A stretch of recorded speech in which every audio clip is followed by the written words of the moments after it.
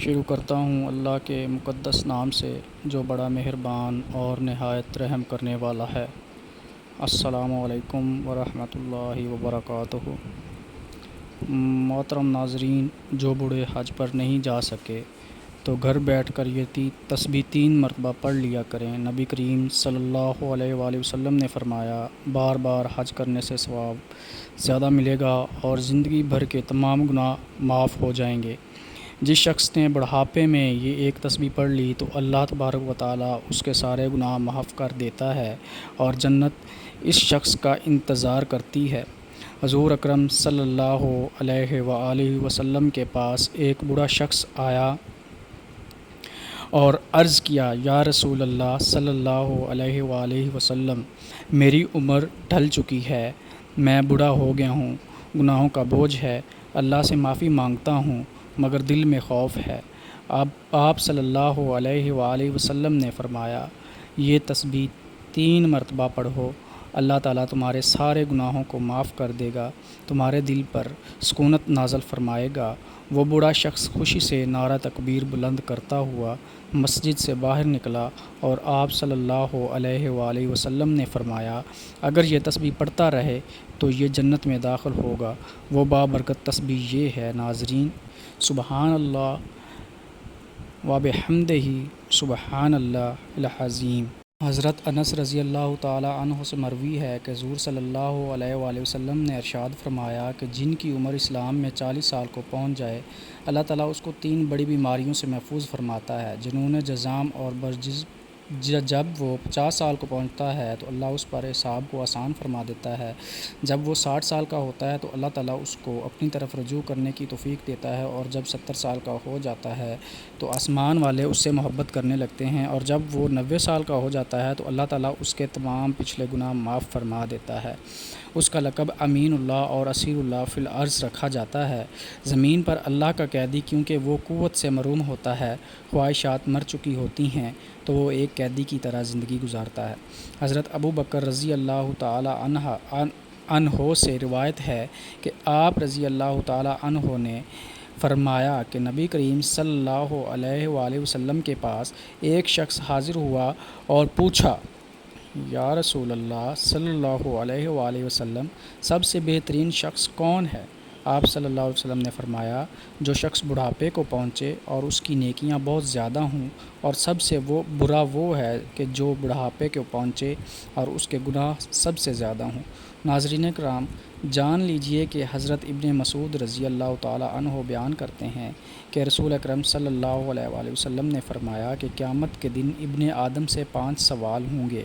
جن میں سے ایک یہ ہوگا کہ اپنی جوانی کہاں خرچ کی، اپنی عمر کس چیز میں ضائع کی، اپنے علم پر کتنا عمل کیا۔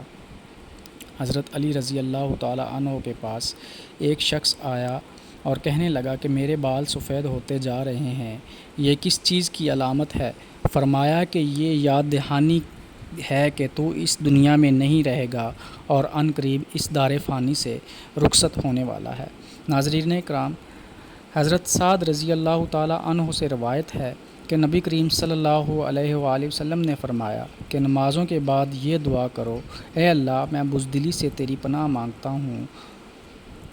ارذ العمر کی طرف لٹائے جانے سے تیری پناہ مانگتا ہوں، اور قبر کے عذاب سے تیری پناہ مانگتا ہوں۔ جان لیجئے کہ ارذ العمر سے مراد وہ عمر ہے کہ جب انسان بچپن کی حالت میں واپس لوٹ جاتا ہے، نہ وہ خود کی صفائی رکھ سکتا ہے، نہ ہی سونگنے، دیکھنے اور سننے کی طاقت رہتی ہے، اور گھر والوں کے لیے بوجھ بن جاتا ہے، عقل کمزور ہو جاتی ہے اور لوگ موت کے تمنا کرنے لگتے ہیں۔ علامہ عینی رحمۃ اللہ علیہ فرماتے ہیں کہ افضل عمر وہ عمر ہے کہ جس میں انسان اپنی عقل کھو دیتا ہے، سمجھنے کی طاقت نہیں رہتی، یادداشت ختم ہو جاتی ہے، ایسے شخص کی حالت معذور بچے جیسی ہو جاتی ہے، وہ عبادت نہیں کر سکتا، حتیٰ کہ وہ کسی انسان کو نہیں پہچان پاتا۔ جان لیجئے کہ حضرت عطا نے حضرت ابن عباس رضی اللہ تعالیٰ عنہ سے روایت کی ہے کہ جو شخص قرآن کی تلاوت کرتا رہتا ہے، اللہ تعالیٰ اسے ارذ العمر کی طرف نہیں لوٹاتا۔ حضرت اکرمہ نے فرمایا کہ جو علم قرآن سے جڑا رہے وہ کبھی بھی ذلت والی عمر کو نہیں پہنچتا، بلکہ جتنی عمر بڑھتی ہے اتنی ہی عزت بڑھتی ہے۔ جان لیجئے کہ اللہ ارشاد فرماتا ہے کہ ہم نے انسان کو مٹی سے پیدا کیا اور پھر ہم ہی انسان کو وفات دیتے ہیں اور بعض کو نکارہ عمر کی طرف لوٹا دیتے ہیں تاکہ وہ جاننے کے بعد بھی کچھ نہ جان سکے۔ لہٰذا اے بندہ مومن، اگر اللہ نے تجھے جوانی دی، صحت دی، طاقت دی تو اس کا شکر ادا کر اور نیک اعمال کر تاکہ بڑھاپے میں تیرے لیے آسانیاں ہوں۔ جان لیجئے کہ نبی کریم صلی اللہ علیہ وآلہ وسلم نے فرمایا کہ جو شخص 3 مرتبہ یہ تسبیح پڑھ لے اللہ تعالیٰ اس کے تمام گناہ معاف فرما دیتا ہے، خواہ وہ میدان جنگ سے بھاگنے والا ہی کیوں نہ ہو۔ یاد رہے کہ معرکہ حق و باطل کے دوران دشمن کے خوف سے جنگ کے میدان کو چھوڑ کر بھاگنا گناہ کبیرہ ہے۔ جنگ کے دوران صرف 2 ہی راستے ہوتے ہیں، حق کی فتح ہوتی ہے اور مجاہد غازی بن کر واپس آتا ہے، یا پھر حق و باطل کے معرکے میں دوران جام شہادت نوش کر کے اللہ کے حضور سرخ رو ہو جاتا ہے۔ تیسرا یعنی جنگ چھوڑ کر واپسی کا راستہ اختیار کرنا بہت بڑا گناہ ہے۔ لیکن جو شخص یہ تسبیح 3 بار پڑھ لے تو اس کا یہ گناہ بھی اللہ کے حکم سے معاف کر دیا جاتا ہے۔ وہ تسبیح یہ ہے: استغفر اللہ الذی لا الہ الا هو الحی القیوم واتوب الیہ۔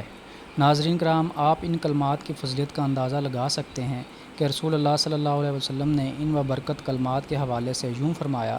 کہ 2 کلمے ایسے ہیں کہ جو اللہ تعالیٰ کو بہت محبوب ہیں، یعنی ان کا کہنے یا پڑھنے والا اللہ کو بہت محبوب ہے، زبان پر بہت ہلکے ہیں، اعمال کے ترازو میں بہت وزنی ہیں، اور وہ کلمے یہ ہیں: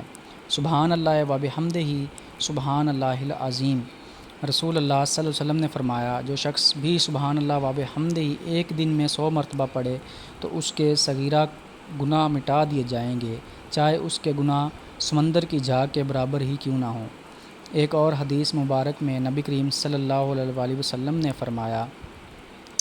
کہ جو شخص بھی صبح شام سبحان اللہ پڑھے تو قیامت کے دن اس سے افضل عمل کسی کا نہیں ہوگا سوائے اس شخص کے جس نے اس کے برابر اس سے زیادہ ان کلمات کو پڑھا ہو۔